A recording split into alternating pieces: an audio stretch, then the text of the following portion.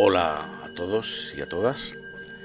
Bueno, hoy vamos a hablar de un fenómeno paranormal que, es un clásico, ¿no? Del misterio en España, en la España profunda, en esa España de las caras de Belmez de la Moraleda, pues tantos sitios donde han ocurrido fenómenos paranormales o apariciones marianas, como por ejemplo en Garabandal, de sitios donde se han visto luces populares, en fin, esos sitios donde ocurren cosas que, desde mi punto de vista, solo pueden ocurrir en esos sitios, en las zonas rurales profundas, ¿no?, de esas provincias de España, Badajoz, Ciudad Real, Albacete, las provincias andaluzas, tantas y tantas, ¿no?, Galicia.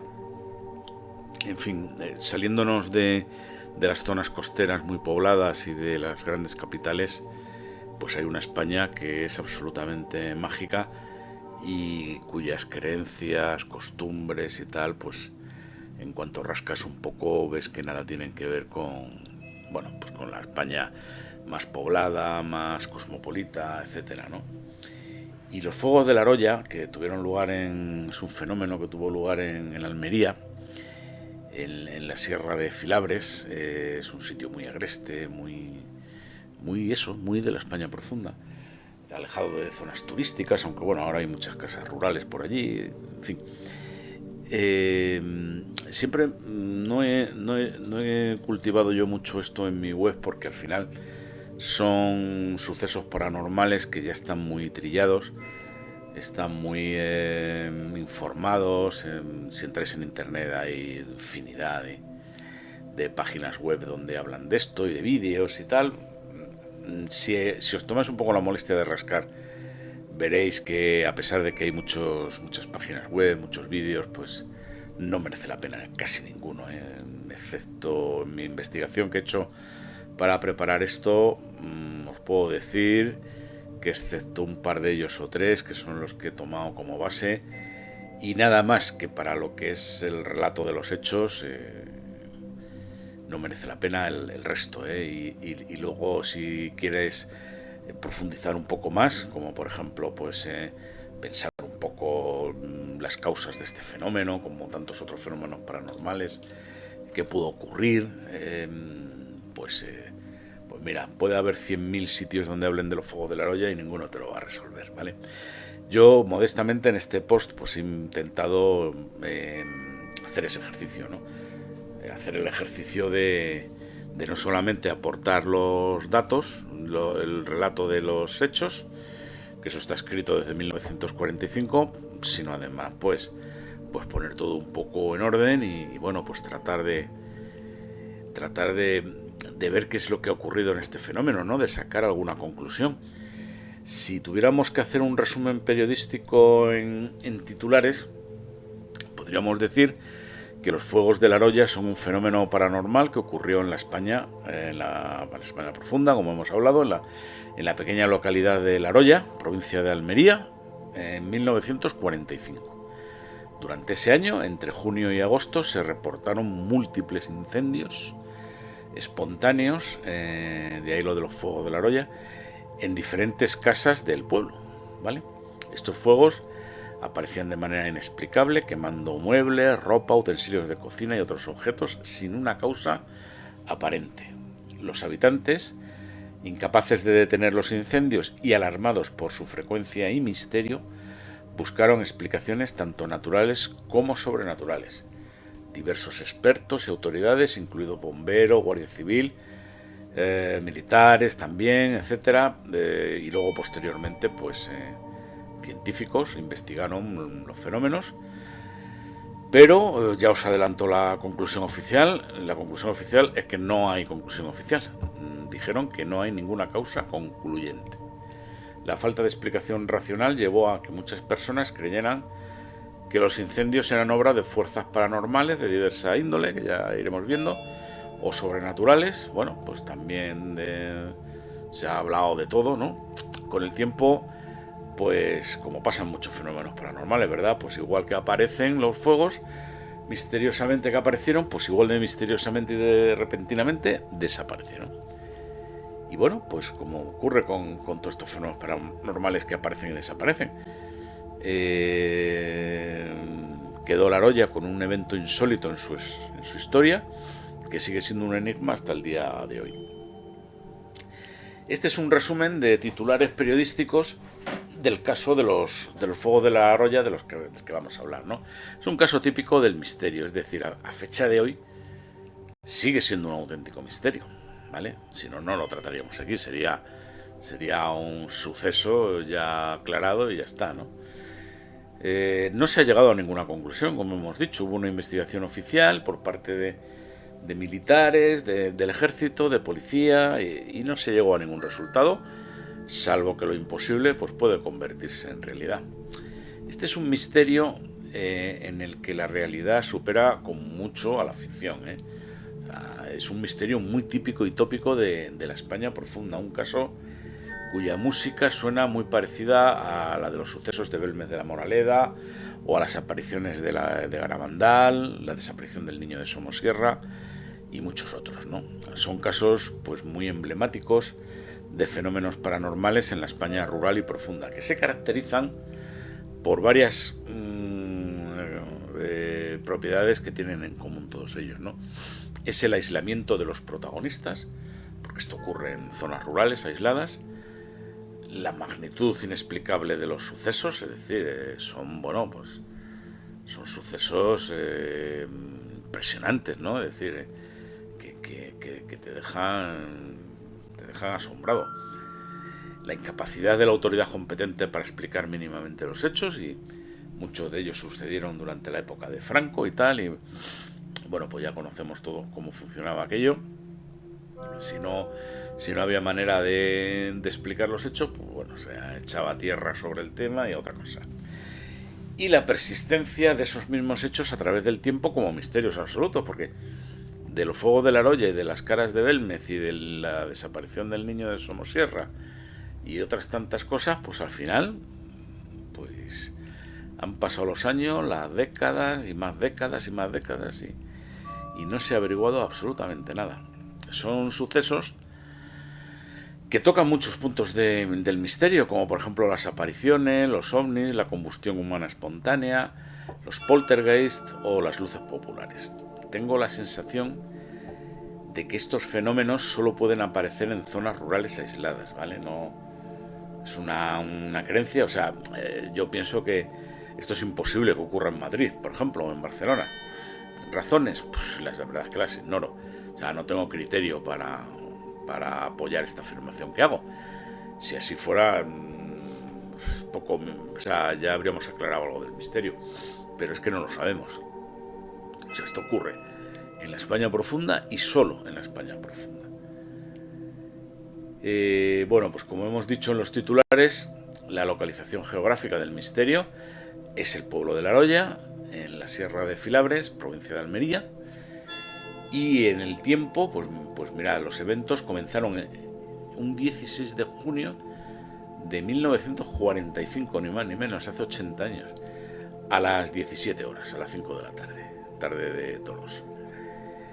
La Roya, en ese momento del tiempo, pues había una especie de niebla muy espesa, haceros la idea, esto es Almería, en pleno verano, es decir, es algo inusual que haya niebla en esta época del año, porque es una zona de sierra, claramente, ¿no? Esto hizo que los habitantes sintieran lo que luego describieron como una extraña inquietud o desasosiego. Además, el aire estaba impregnado de un fuerte olor a azufre. Ir anotando así mentalmente, aquí tenemos ya el primer dato sospechoso. Fuerte olor a azufre. Una niña de La Roya, María Martínez, de 14 años, en ese momento del 16 de junio de 1945 a las 5 de la tarde, pues estaba jugando en un cortijo de la localidad. Los cortijos tienen nombre como los ranchos y este se llamaba Cortijo Pitango. De repente María vio una especie de bola azulada o que desprendía llamas azules o luz azul que parecía descender del cielo. Y bueno, ¿y qué hizo esta bola? Pues le prendió fuego al delantal que llevaba puesto, ni más ni menos. Bueno, pues aquí tenemos otro hecho sospechoso que habría que anotar, ¿no? Realmente dos. Bola luminiscente, incandescente, que flota, y llamas azuladas producidas por esa bola, ¿no? En cuanto entra en contacto con algo. Ya veremos que no necesariamente tiene que entrar en contacto o que haber bola para que se produzcan los incendios. Bueno, pues lógicamente imaginaros la escena, es decir, la niña se sobresaltó, bueno, pero a pesar del lógico susto, reaccionó rápidamente, logró quitarse el delantal, pues antes de que las llamas la quemaran. Los trabajadores del cortijo, alertados por los gritos de María, acudieron en su ayuda y se quedaron atónitos al ver a la niña pues ahí peleando contra las llamas, ¿no? O sea, ponernos en la situación, estos fuegos no tenían nada de naturales. O sea, no es que se prendiera algo y el incendio se propagara, no. O sea, el incendio salía de dentro de lo que se iba a quemar. En la misma área, pero al otro lado de la montaña, había otro cortijo que se llamaba Cortijo Franco, donde también se informó de un incendio inexplicable a la misma hora en que María fue sorprendida por las llamas. En ambos casos el fuego surgió sin razón aparente, ¿no? Bueno, pues haceros la idea de que el temor se apoderó de los habitantes de La Roya, pues ante estos incendios espontáneos que iban surgiendo sin razón aparente. Recordad que estamos ya en verano. Efectivamente, sus temores se confirmaron cuando más tarde, ese mismo día, pues se desataron nuevos focos de fuego sin explicación mientras la densa niebla cubría la localidad. Al disiparse la misteriosa niebla, alrededor de las 23 horas, los incendios cesaron. O sea que estamos hablando de que duraron unas 6 horas, ¿no? Desde las 5 hasta las 11 de la noche. Estos incendios espontáneos. Y este es un tercer hecho a anotar en nuestro cuaderno de campo. La relación entre los fuegos espontáneos y la misteriosa niebla. Bueno, pues en este pueblo de La Roya, de la Sierra de los Filabres, se vivieron varias semanas, ya veremos que esto duró hasta mediados de julio más o menos, de misteriosos incendios con combustiones espontáneas que atormentaron y llegaron incluso a afectar físicamente a los vecinos, tanto de día como de noche. Los fuegos de La Roya permanecen como uno de los expedientes X más enigmáticos de España, aún sin resolver, después de 80 años. Y no es que no se investigara, que se investigó, como luego veremos. Inicialmente los vecinos pensaron que podría ser pues un pirómano en la zona, en fin, una explicación un tanto peregrina, pero bueno, organizaron una búsqueda nocturna para atraparlo y no lograron pues encontrar a nadie, ¿no? La hipótesis, ya os digo que bueno, pues es una hipótesis apresurada, pero bueno, a falta de otra mejor, pues podría valer, ¿no? Al día siguiente denunciaron los hechos a la Guardia Civil en la cercana población de Macael, solicitando la ayuda del benemérito cuerpo, y ahí se desplazó un tal Cabo Santos con 4 jinetes a caballo y bueno, pues se dispusieron a iniciar una investigación, ¿no? A ver qué estaba pasando allí. Bueno, pues la sorpresa les aguardaba a los guardias civiles a su llegada. Pues al comenzar las investigaciones, la chaqueta de uno de los guardias, que colgaba de una percha, afortunadamente para él, pues se incendió espontáneamente sin motivo alguno, como el resto de las cosas que se iban incendiando allí. Otros objetos de la misma habitación, como una escoba, una silla, en fin, cosas como al azar, ¿no? Pues comenzaron a arder e incluso un ser vivo, una gallina, que le tocó la china, pues se quemó viva inexplicablemente. Esto también ocurrió en un cortijo, ¿no? Aquello es una zona que está llena de cortijos. Este cortijo se llamaba Estela. Otro miembro de las fuerzas del orden, un cabo, alarmado por lo que estaba presenciando, intentó mantener la calma entre los vecinos, que parece ser que se estaban soliviantando ya los ánimos, pero no pudo evitar gritar: se nos quema todo. Claro, porque es que eso es como una ruleta, ¿no? Según cuentan. Bueno, pues en ese instante parece ser que sus palabras atrajeron todavía más al fuego, y en ese instante pues el fuego se propagó a los tejados del cortijo, a la cuadra, a la despensa, que se quemaron alimentos almacenados, etcétera. Bueno, pues como esto se estaba yendo de las manos, se informó al gobierno civil, que decidió enviar a expertos para investigar lo que allí ocurría. Y allí acudieron pues el jefe del observatorio meteorológico, un ingeniero, ahí otro ingeniero también de la jefatura de minas de la provincia de Almería. Y bueno, pues a pesar de las investigaciones de estos dos técnicos, los fuegos continuaron de manera inexplicable hasta que el 23 de junio de 1945, insisto, que es el año en el que estamos, es la noche de San Juan, ¿vale? El día de San Juan es el 24 de junio.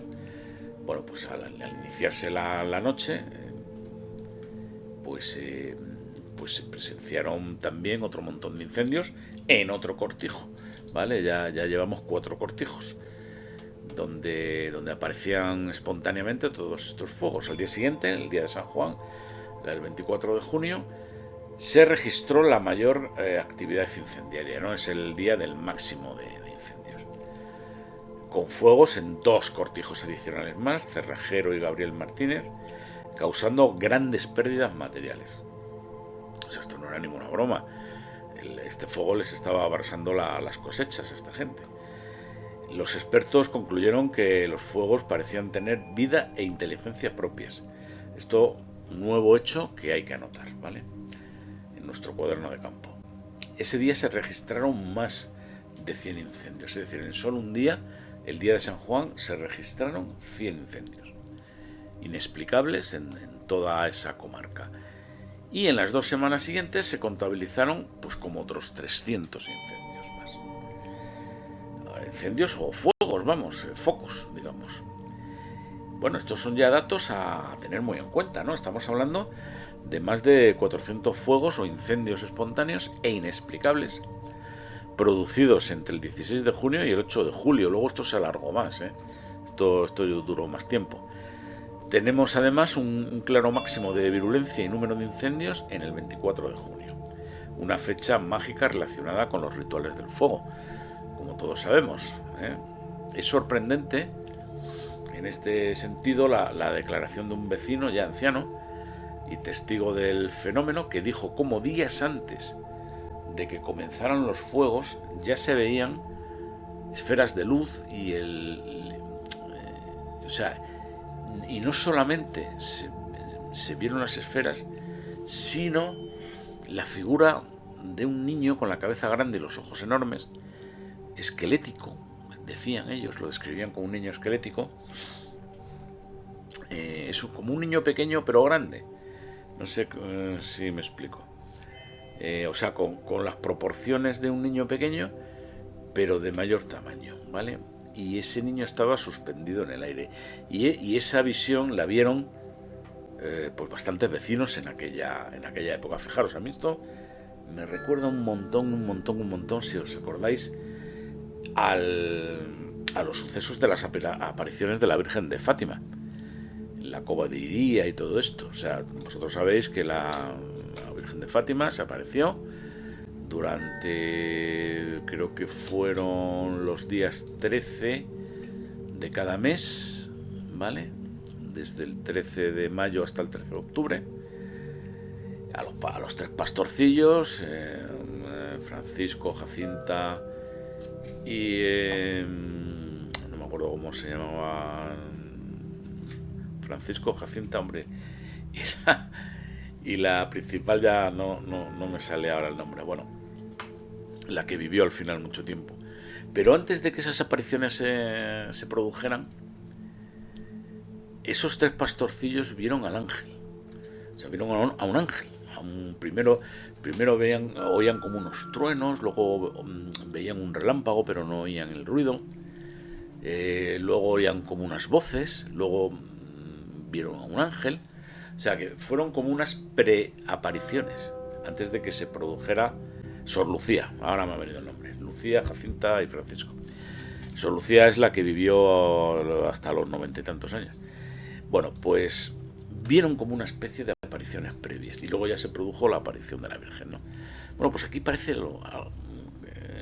que ha ocurrido algo parecido, ¿no? Es decir, se veían estas esferas de luz, aparecía el niño esquelético flotando y luego ya se produjeron los fuegos, ¿no? Esto ya ha ocurrido en varios fenómenos de este tipo. Según las declaraciones de algunos lugareños de la época, bueno, pues decían como si aquellos fuegos, como hemos visto, pues tuvieran una vida propia, como si actuaran de manera inteligente. Y es que hablaban que aquellos fuegos parecían moverse prácticamente con intencionalidad, como si tuviesen cierta selectividad, pues, por ejemplo, de quemar una botella y la de al lado no, la manga de un abrigo pero no el abrigo, ni la otra manga, quemaban unos tenedores y el que estaba al lado quedaba intacto. Bueno, pues como si hubiese algún tipo de intencionalidad o de inteligencia detrás del fenómeno. En fin, pues esto se iba desarrollando, además de la presencia del ejército que fue requerida, los vecinos denunciaron estos hechos a la Guardia Civil, como ya hemos visto, solicitando ayuda, etc. Apareció por aquí también el cura del pueblo, que bueno, pues se convirtió en un observador clave de los sucesos que estaban pasando, ¿no? Además era encargado de tocar la campana cada vez que veía un incendio y era testigo de cómo un fuego se extinguía solo para que otro surgiera en otro lugar, ¿no? Era como si los fuegos se iban extinguiendo, pero se encadenaban con el surgimiento de otros fuegos, ¿no? Bueno, pues esto, pues, igual que ocurrió en Belme de la Moraleda 20 años después, o 25 años después, bueno, pues esto ya la prensa se enteró, empezó a publicarse a nivel nacional, estuvieron atrayendo a muchos curiosos y voluntarios que se presentaban por allí y decían que querían ayudar a sofocar los fuegos. Bueno, pues un caso muy parecido en este aspecto al de Belme de la Moraleda, ¿no? Haciendo memoria, los expertos recordaron un incidente similar ocurrido en noviembre de 1741, en pleno siglo XVIII, en Almería. O sea, si ahora ese sitio es España profunda, imaginaros en el siglo XVIII, ¿vale? Debía ser como Marte. Y al igual que en los sucesos de 1945, pues apareció también una nube o niebla, o nube-niebla o nube baja, empujada por fuertes vientos del este. Llegó a la sierra y a la Aroya y bueno, pues dejó una lluvia de chispas que encendieron numerosos fuegos, incluso quemando barcos de la Armada inglesa en el puerto de Almería. Aquel fenómeno se vinculó a una erupción del volcán Etna que tuvo lugar a la misma hora, más o menos, que los fuegos de la Aroya. Bueno, luego a las 5 de la tarde, luego ya eso empujó el fuego, las nubes y tal, con restos de la erupción y eso pudo producir los fenómenos. Nuevamente, fijaros en lo llamativo de este hecho, ¿no? Una nube o extraña niebla es lo que propicia el inicio de estos fuegos paranormales, vamos a decir. Mira que le he dado vueltas por intentar buscar un fenómeno natural que pudiera explicar estos extraños sucesos. Pudiera ser que la nube arrastrara mucha electricidad estática, por ejemplo, se me ocurre, ¿no? Todo lo he lucubrado yo. Y azufre, o sustancias piroclásticas procedente del volcán, de la erupción del Etna, ¿no? Y al llegar a una zona de sierra, como la Sierra de Filabres, la nube se queda estancada en las alturas, ¿no? Una sierra es un lugar alto, por definición. También es un lugar seco, en este caso, porque además estamos en verano. Y bueno, La combinación de sequedad, electricidad estática, azufre del volcán, en fin, sumamos todas esas cosas y con mucha voluntad decimos, pues pudieron producir esos extraños fuegos. Para mí esta es una explicación insuficiente, pero bueno, es lo que se me ha ocurrido. El color azul de las llamas podría deberse a la electricidad estática, ¿no? No sé.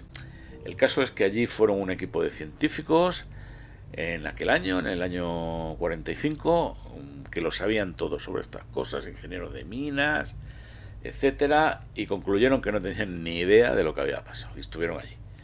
El ingeniero José Cubillo, por ejemplo, otro experto que también investigó los hechos, proponiendo varias hipótesis, por ejemplo, bolsas de gas en el aire, que vale, está bien, fenómenos climáticos como los rayos en bola, que socorridos son los rayos en bola, ¿qué harían los enemigos del misterio sin los rayos en bola? No sé qué harían, la verdad. O concentraciones inflamables de materia o gases. Bueno, sin embargo, todas fueron descartadas por otros investigadores. Es decir, estas hipótesis científicas han sido rechazadas por los mismos científicos. O sea, no, esto no son inventos de misteriólogos.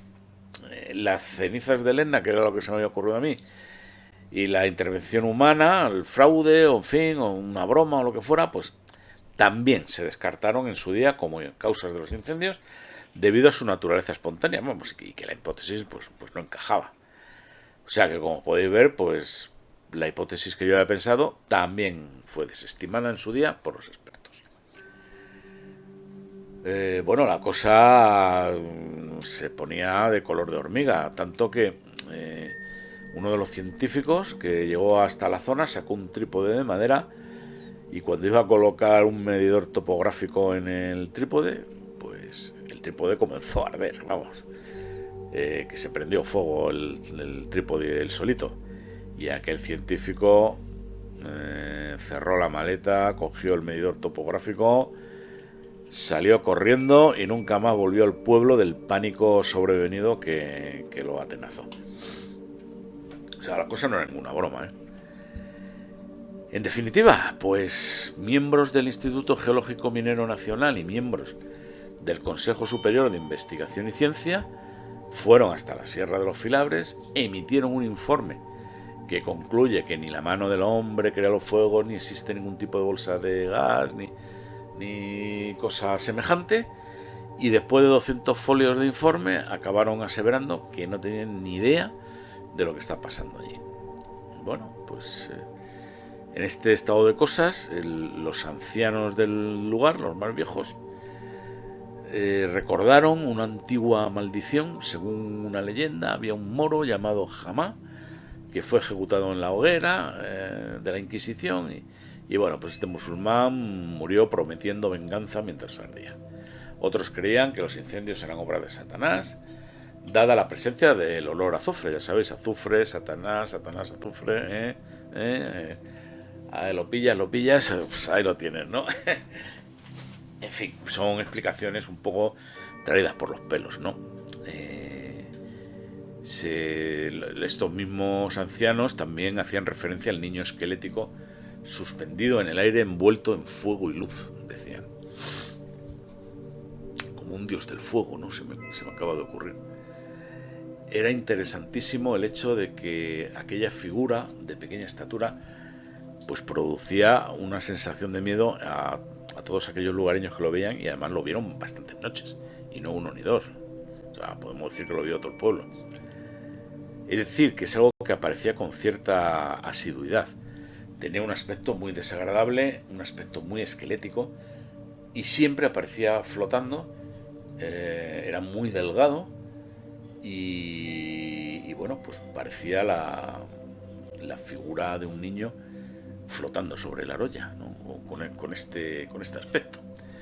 O sea, como para no sentir miedo, vamos. Es decir, imaginaros que salís a la calle, a vuestra calle, y veis ahí una figura de un niño esquelético flotando en el aire y que no se va y que lo ve todo el mundo, y a la noche siguiente vuelve a aparecer, y a la otra noche y a la otra noche. O sea, cosas, insisto, solo ocurren en la España profunda, ¿vale? Yo esto no me lo imagino en Madrid. Bueno, pues paso a paso, lo que se podía concluir De todo esto, de estos sucesos, era que los fuegos parecían comportarse de manera inteligente, prefiriendo prender en objetos de colores claros o blancos. Otro dato importante que tenemos que apuntar en nuestro cuaderno de campo: comportamiento inteligente de los fuegos y la aparición del niño esquelético, ¿vale? Luego recopilaremos todo esto que vamos anotando. Los días pasan, estos sucesos continúan, y el 7 de julio de 1945 el gobierno envió a un químico y a un fotógrafo a La Roya. Al llegar fueron testigos, nada más llegar, de un incendio en el Cortijo Pitango el 11 de julio. Llegaron más expertos del Instituto Geológico Minero, del Instituto Geográfico, del Instituto Geofísico del Consejo Superior de Investigaciones Científicas, del Servicio Meteorológico del Ministerio de Defensa, incluido el teniente coronel Morán Samaniego y su asistente, el señor Sierra Silva. En el Cortijo Pitango, la capa del teniente coronel se incendió repentinamente, y otros expertos vieron cómo sus instrumentos de medición se calcinaban por completo. Es que este fenómeno, yo siempre lo he pensado cuando lo he estado estudiando para hacer el post, ¿verdad? Leyendo las declaraciones y tal, yo creo que se parece más a una combustión humana espontánea que a un incendio clásico, ¿no? Porque los objetos que se quemaban es como si se quemaran desde dentro. Igual que ocurre en la combustión humana espontánea, por cierto. Otro fenómeno paranormal que todavía no tiene una explicación completa o racional del tema. O sea, la gallina se quemó así, por ejemplo. Se queman determinados objetos en concreto. Pues los investigadores, ya habéis visto de la cantidad de investigadores que han ido, de autoridades, de institutos, y no lograron determinar las causas del enigma, abandonando la investigación sin datos concluyentes ni hipótesis probable. Y entonces, en el régimen de Franco, a haceros la idea, es decir, estamos en 1945, la guerra civil ha acabado hace solo escasamente 6 años, los maquis andan por toda la sierra, pues lo que no querían eran líos, ¿vale? Entonces, ¿qué hace el gobierno? Pues ya os lo podéis imaginar, silenciar el caso, que llegaría a convertirse en uno de los expedientes X más famosos de España. Se concluyó que, como hemos dicho ya un montón de veces, que los fuegos parecían comportarse de manera inteligente, prendiendo preferentemente en lugares con colores claros. Por ejemplo, el delantal de María, la gallina, las ropas, etcétera, eran de colores claros. Pero luego también se quemaban objetos oscuros, como los uniformes de la Guardia Civil. Luego, entonces, esta primera hipótesis así de pacotilla tampoco se sostenía mucho, y tampoco nos iba a aclarar mucho, ¿no? Pero bueno, se decía también, otro dato a apuntar, que antes de que comenzaran los incendios, pues había una increíble claridad luminosa, descrita como humo o niebla. Todo lo que se quemaba desprendía un fuerte olor a azufre, petróleo y sustancias similares. Los objetos incendiados no estaban en contacto con el suelo, sino que estaban aislados eléctricamente, como prendas en perchas o dentro de armarios, ¿no? Como si estuvieran en una campana de... No es una campana de... ¿Cómo se llama? Estaban aislados eléctricamente, ¿vale? No tenían contacto con tierra. Sabéis que tierra es un polo eléctrico, ¿vale? Está el polo positivo, el negativo y tierra. Y cuando estás conectado a tierra, también puede conducir la electricidad. Lo que pasa es que toda electricidad muere en tierra, ¿vale? Pero vamos, si no, hacer la prueba, es decir, estando pisando el suelo, coger un cable que tenga tensión, ya veréis lo que pasa. Sin embargo, si estáis en un coche que tiene unos neumáticos de goma que están tocando el asfalto y ese coche está aislado de tierra, es una campana de Faraday, y por lo tanto si cae un rayo en una tormenta, el coche no se va a ver afectado, no os vais a electrocutar. Bueno, pues todos los objetos que se quemaban estaban, como esto que os he descrito, aislados eléctricamente. Tampoco se apagaban con el agua, dato importantísimo, es decir, echabas agua y el fuego cobraba más fuerza en lugar de apagarse, lo cual nos hace pensar que se trata de un fuego eléctrico, pero no tendría por qué ser eléctrico, podría ser otro tipo de fuego. Esto reforzaría la hipótesis que yo dije sobre el tema de las sustancias del volcán Etna, pero bueno, los expertos lo cierto es que lo descartaron. En fin, después de que los incendios cesaran y la gente comenzara a olvidar el tema, aparecieron restos de petróleo en La Roya, que la Guardia Civil demostró que alguien había colocado a propósito. Y aquí viene un tema oscuro, extraño, desagradable, trágico, que demuestra también lo dura que es la vida en las zonas rurales, donde hay una pobreza extrema. Fijaros, María, la niña que sufrió los primeros incendios, confesó haber colocado el petróleo para que los investigadores volvieran y resolvieran el misterio. Ya ves tú, se dedicó a enredar. La prensa no se le ocurrió otra cosa que apodarla como la niña de los fuegos y además señalarla como causante de la maldición, y esto indujo a María a suicidarse, y además a suicidarse tragando sosa cáustica. Se decía que se sentía poseída por el diablo desde aquellos incidentes, y no solo se suicidó ella, se suicidó su hermana mayor arrojándose por un precipicio y su hermano ahorcándose en uno de los cortijos. Todo esto contribuyó al misterio de los suicidios familiares, a la creencia de una maldición, etcétera, ¿no? Bueno, pues esto es algo muy desagradable.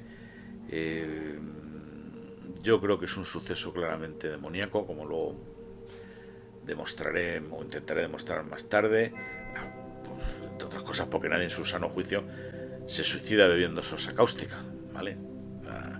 Ahí había otro tipo de fuerzas. Al final lo cierto es que la Guardia Civil hizo callar a todo el mundo, la prensa dejó de hablar del tema, los fuegos continuaron 2 mesecillos más. Los habitantes, pues podéis imaginar que estaban ya un poco hasta la coronilla de todo esto, decían estar viviendo el fin del mundo, bueno, un poco hasta las narices de todo este asunto, ¿no? En definitiva, pues un evento que parece estar perfectamente dirigido por una inteligencia. Se ha apuntado también la posibilidad de que pudiera haber sido un experimento en una región totalmente aislada, como era La Roya, aunque con unas características ovni muy definidas, como ese olor a azufre, con esa aparente inteligencia, la selectividad a la hora de quemar los objetos, lo absurdo de la falta de un componente de ignición o combustión. O sea, no había una llama que prendiera, ¿vale? Esto era una cosa que surgía. O sea, las bolas que podían surgir o no, esas bolas ígneas, no tenían por qué tocar a ningún objeto para que se prendiera. Y aunque lo tocara, no tenía por qué prenderse. Es decir, y no siempre aparecían. Y sin embargo, los objetos se quemaban. Tengamos en cuenta eso. Bueno, pues hasta aquí más o menos lo que se suele llamar una exposición razonada de los hechos, ¿vale? Este es un fenómeno paranormal que ya tiene muchos años, como os he dicho, ¿no? Es de 1945, estamos hablando de 80 años, y por lo tanto es un fenómeno ampliamente tratado y diseccionado por misteriólogos españoles de varias generaciones. Pues esto lo ha tocado Jiménez del Oso, Iker Jiménez, en fin, y toda la demás gente. Y por eso en mi web no suelo poner muchos casos de este tipo, porque una simple búsqueda utilizando a San Google, pues al final os abrumaría con cientos de páginas y vídeos donde se explica todo esto, ¿vale? Al fin y al cabo Internet pues está lleno de redundancia, ¿no? ¿Cómo se podría dar más valor añadido a este tipo de casos? Pues mirar, se pueden hacer muchas cosas. En primer lugar, de todos hacer un verdadero trabajo exhaustivo de recopilación de todos los hechos y una adecuada presentación ordenada, que es lo que he intentado hacer yo. Igual no he podido. Yo esto no lo hago del todo. A ver, ¿por qué? Porque esto es un episodio de un podcast. Para que sea entretenido, pues no debe superar los 45 o 50 minutos, o sea, más de eso es un ladrillo. Ahora bien, en esos 50 minutos sí que es verdad que hay que dar el máximo de información posible. Y lo primero que he hecho es aportar, como si dijéramos, el máximo común divisor de todo de lo que se explica en todas las diversas fuentes de información que hay, ¿no? En internet o escritas. Yo creo que todo lo que se ha podido decir del caso está reflejado en el post. O sea, me he dejado fuera determinadas interpretaciones del niño esquelético, que decían que si eran dioses egipcios o la diosa Astarte, que me parecen tonterías supinas. Pero vamos, del resto de lo importante yo creo que está todo, no me he dejado nada del tintero. Obviamente el informe de las 200 páginas que se hizo en el año 1945 no está incluido en el post, entre otras cosas porque no lo he encontrado digitalizado. Lo he encontrado a la venta en papel en Todo Colección por unos 20 euros. A cambio pongo un informe descargable que es un resumen bastante bueno, en 7 páginas. Además de reflejar todos los cabos significativos del caso, pues hombre, hay que dar algún tipo de valor añadido. Ya he detectado yo que muchos misteriólogos con podcasts o programas de gran éxito pues tienen capítulos que son una auténtica vergüenza, que están sacados del Wikipedia y declamados ante el micrófono sin más, no voy a dar nombres. Se pueden obtener datos de fuentes externas, por supuesto, se puede y se debe, porque si no, no hay manera humana de abordar un tema. Pero esos datos hay que extractarlos, ordenarlos, diseccionarlos, escribir un discurso lógico con nuestro estilo, aportando las opiniones y conduciendo el tema como nos parezca, porque por eso estamos en un podcast. O sea, esto no es una clase de historia. Eso es básicamente lo que hago yo. Y finalmente, tras ese discurso, que es el 90% del episodio, luego hay que dar algún tipo de conclusión, algún tipo de idea, no sé, algo que incite al oyente pues a pensar, a investigar, a hacer algo por su cuenta, no sé. Y lamentablemente, nuevamente, pues tengo que decir que el 95% de lo que se publica por internet son simplemente cortas y pegas de muchos sitios, refritos, con poco interés, ¿no? Y los que son originales, pues simplemente se limitan a narrar los hechos y punto. Y oye, yo creo que hay que hacer algo más, porque para repetir como un papagayo los hechos, pues ya hay un informe confeccionado de 200 páginas, que está escrito desde 1945, nada menos, por testigos oculares, que además son científicos y miembros de organismos científicos oficiales, que además estuvieron en el lugar de los hechos, en la fecha de los hechos, entrevistando a los paisanos y siendo testigos directos de los hechos. No necesito más para eso, ¿no? Y en ese sentido, si habéis estado atentos a cuando yo iba remarcando, apuntar esto en el cuaderno de campo, que me parece interesante o significativo sobre el caso de los fuegos de la Roya, bueno, pues ya es hora de poner encima de la mesa y extractar todos esos hechos relevantes que yo os recuerdo que son: fuerte olor a azufre, bolas ígneas flotantes, llamas azuladas, la misteriosa niebla. Los fuegos aparecen en presencia de esa niebla. Máximo de actividad en el día de San Juan. Niño blanco esquelético. Comportamiento inteligente del fuego. Y posible poltergeist, provocado por la niña María Martínez.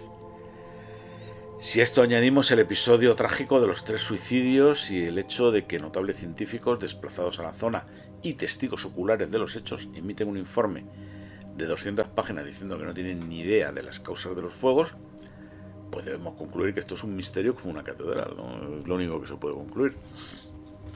Incluso las hipótesis científicas que se han aportado, como el azufre del volcán, que son hipótesis razonables y dichas con criterio, bueno, pues los mismos científicos las han descartado. Entonces, ¿qué nos queda? Bueno, pues como dije en uno de los primeros posts de esta oscura y húmeda cripta, los misteriólogos tenemos que saber un poco de todo. ¿Y aquí qué es lo que procede? Pues procede a aplicar una de las conocidas reglas de la lógica, que dice: cuando la razón se escinde entre 2 proposiciones mutuamente excluyentes y se determina que una de ellas es falsa, la que queda, por estrafalaria o inverosímil que parezca, tiene que ser verdadera por narices, ¿no? En este caso, o bien existe una explicación científica, ¿vale? O bien no hay ninguna explicación científica y por lo tanto la explicación que pueda haber sería sobrenatural. O sea, no hay una tercera posibilidad, ¿no? Si la hay, por favor, decírmela. Pues bien, parece que la explicación científica no la hay, no existe, dicho por los mismos científicos que han estado investigando esto. Entonces, la proposición que queda, la de la explicación sobrenatural del fenómeno, tiene que ser verdadera sí o sí. Hombre, yo creo que el tema es algo más complicado, ¿vale? O sea, creo que es verdad el razonamiento que he hecho, pero creo que el tema es más complejo. Puede que finalmente haya algún tipo de explicación científica que no hemos sabido encontrar en 80 años, ¿eh? Es improbable, pero pues ya digo que han pasado 80 años, pero pudiera ser, pudiera ser. Por otra parte, aun siendo verdad lo de la explicación sobrenatural, no tenemos ni idea de por dónde podrían ir los tiros de esa explicación sobrenatural y estaríamos pues como al principio, ¿no? En mi opinión, y esta es una opinión personal intransferible como todas, hay elementos suficientes para pensar que esto es un acto de seres que no están en nuestra dimensión, ¿vale? Puede que sean fuerzas extrañas que operen desde el más allá o seres elementales que no podemos ver. En mi opinión son fuerzas preternaturales operadas por demonios o por seres que sin ser demonios pues no participan de nuestros conceptos de lógica o de moralidad. Son como los dioses oscuros de los mitos de Cthulhu o los seres que estos controlan. No lo sé, pero algún tipo de esas entidades, ¿no? Producen fuego, siembran el terror entre gente inocente, inducen a suicidios, todo de manera impune y arbitraria. Es como si salieran de una dimensión paralela, quemaran algo, hicieran cosas y volvieran a esconderse. Quizás son inocentes desde nuestro punto de vista, porque la dimensión de su mundo y la del nuestro, pues a lo mejor simplemente se ha mezclado azarosamente, ¿no? En el sufrido pueblo de La Roya, y luego como vinieron se fueron. Estuvieron en el mismo sitio en el siglo XVIII, haciendo lo mismo. Es como si hubiera un punto débil, una zona de falla, ¿verdad? En la zona, en La Roya, justo donde se debilita la frontera entre su universo y el nuestro. Volvieron en 1945, se fueron, pero nadie sabe cuándo volverán y dónde, aunque yo sospecho que volverá a ser en La Roya.